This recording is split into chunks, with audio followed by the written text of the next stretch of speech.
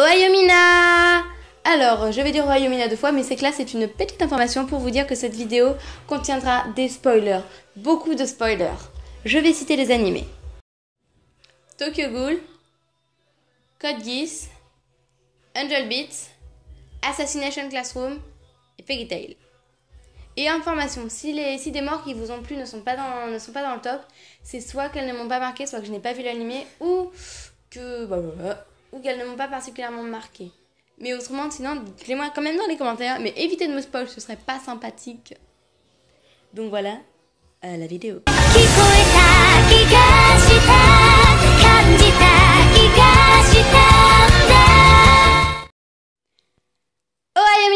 Aujourd'hui, on se retrouve pour un top assez triste, puisque c'est un top des 5 morts qui m'ont le plus marqué dans la Japanimation.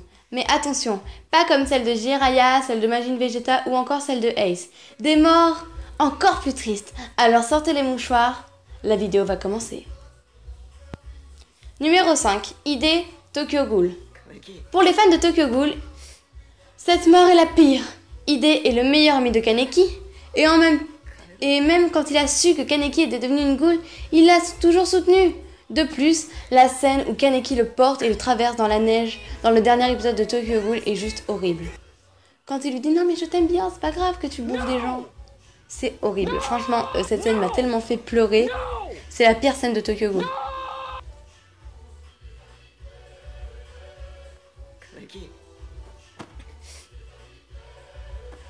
Numéro 4. Lelouch Britannia, Code Geass.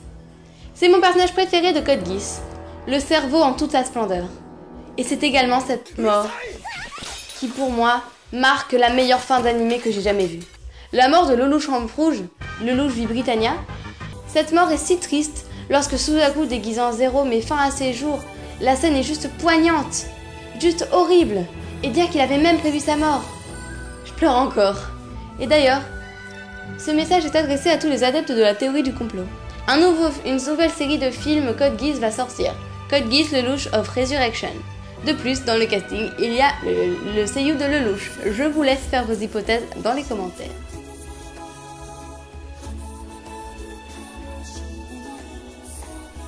Numéro 3.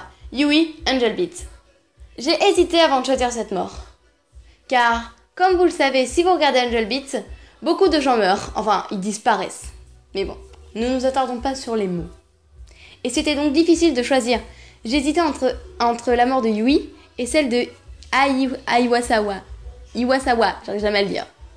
Mais ce qui m'a fait choisir la mort de Yui, c'est sans doute l'OST. Les deux ont une superbe OST. Mais l'OST de Yui m'a tellement émue, elle me fait pleurer, mais des fois même quand je suis genre sur l'ordinateur, que je suis posée, je vais sur le site de la Japan Expo, et là quand cette chanson passe, ça me fait tellement pleurer. Mais attention, je préfère, c'est bizarre, mais je préfère celle de Iwasawa.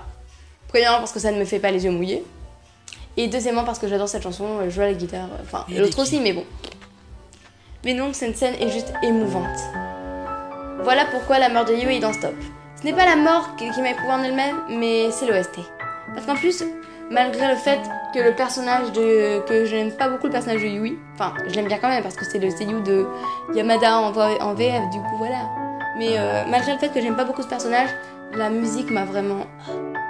J'avais vu une photo sur Facebook où genre, il y avait écrit « Quand on tue votre personnage préféré avec une musique triste, c'est comme si on vous poignardait quand jetait du citron sur votre plaie. » Et voilà, c'est parfaitement le cas.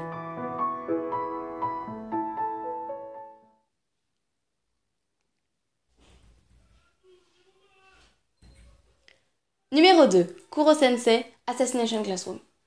Je ne m'y attendais franchement pas. Au bout de 2 saisons, je pensais pas qu'ils allaient le faire. Mais hélas, si Monsieur Kuro nous a quittés, tué par Nagisa et tous les autres élèves... Pourquoi j'ai dit si? Oh là là, c'était horrible. La scène, lorsque Nagisa tend son poignard, il est stressé, et tout le monde là se met à pleurer, même Karma, le psychopathe de service. C'était horrible. Moi j'étais non, ne meurs pas! J'ai chialé comme une madeleine pendant 3 jours. Mais ce n'est qu'un détail, c'est atroce. D'ailleurs là j'ai les larmes qui montent, je vais vite changer de sujet, mais c'est pour passer une mort encore plus triste. Donc voilà, je passe sur les détails.